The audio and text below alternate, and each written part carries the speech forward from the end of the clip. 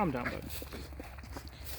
Hey guys, so today I'm going to tell you about my experience in Afghanistan on Route Squirrel. This video is purely meant for entertainment purposes.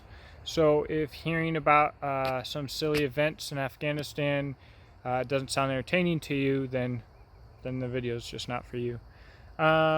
So 2009, 2010 is when I was in Afghanistan, Logar province, south of Polialam, and we had a mission going into Shark, which I believe was called Blood Valley for the Russians, because I think like tens of thousands of Russians were killed there.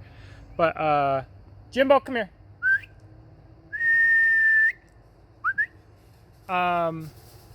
We had to go around the back way to Shark to roll some dudes up, and wreckers, which would normally be your recovery vehicle if you get stuck, couldn't get out there on the route that they had us take, which had never been taken before because it was too tight and windy.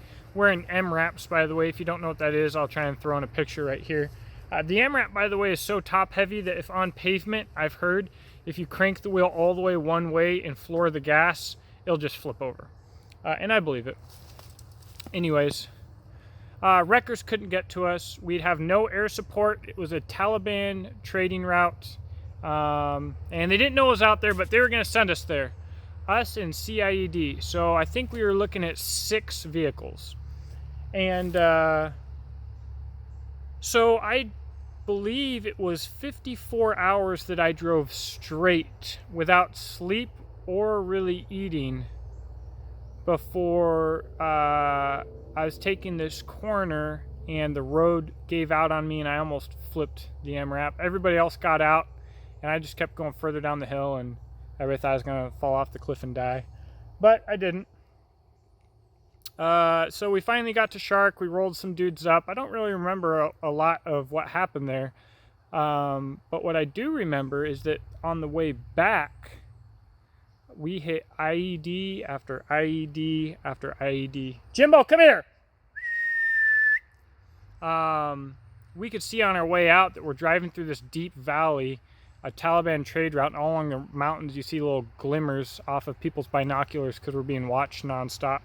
So on the way back, you know, at night we actually took breaks, got into a coil to pull security, and UAVs were driving above, and they were just like, we've got guys planting IEDs all over the place.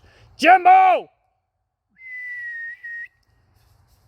We had this guy with us that I really didn't like. And just a pogue, the poguest of pogues. And he was actually infantry, but he was such a worthless piece of trash that they kept him on the little fob to watch the local nationals as they like cleaned up the fob and stuff. And he basically never went outside the wire. La Plante. Dude was a piece of garbage. And so they let him test fire the Mark 19. He acted like he's all tough and knew what he's doing. And he's supposed to test fire into this hill. And he goes, tung, tung, tung. Launches grenades over the hill, and I don't know if it was a joke or not. Someone was saying there was a village on the other side. The dude's like, oh, the sight's broken. He just didn't know how to shoot a Mark 19. Such a piece of crap.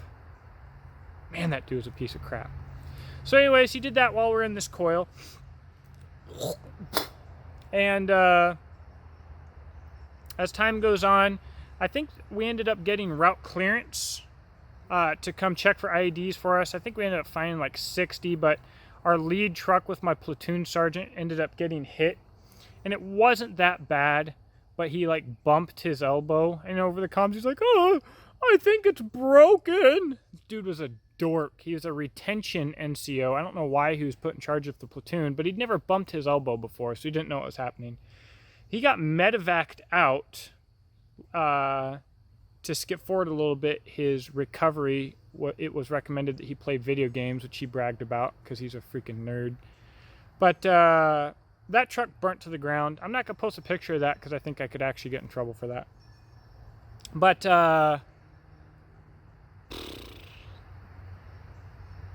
the truck burnt to the ground. Jimbo, come here! When the truck burnt to the ground, the chain of command didn't know what to do with that. We were like, we can blow it up. Like, there was an M249 saw in there. A machine gun literally melted. It got so hot in there. Hey, stick around here, buddy. Don't go wandering off, getting in trouble. Hey, come here. Stay here. But we didn't want to lose any valuable, secret, sensitive bullcrap. Anyways, so the chain of command didn't know what to do, so they left us sitting there for like 3 or 4 days, and every 2 hours they told us they were going to update us with a plan of how they're going to pull it out. They're talking about cutting it in half and pulling it out with Chinooks, but we were too high altitude. Jimbo, come here. Stop wandering off. He's starting to get himself in trouble wandering a little too far, so I got to keep a short leash on him. Lay down. No. Lay down. Good boy.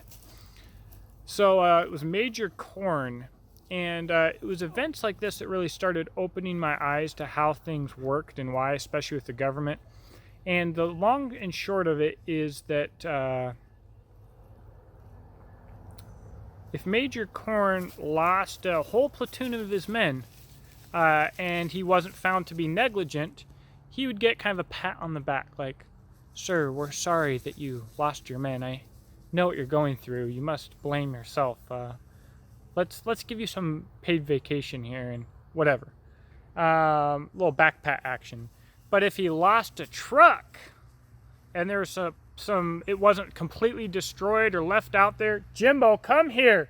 If they couldn't salvage it, if the military couldn't save a couple of bucks off this thing, he'd get freaking lit up. That's how our government works, right? And that's the value of soldiers, actually, which is evident through the VA and the suicide rate and everything else, and all the people that say that they're trying to help, all the government organizations. Government helping, not the answer.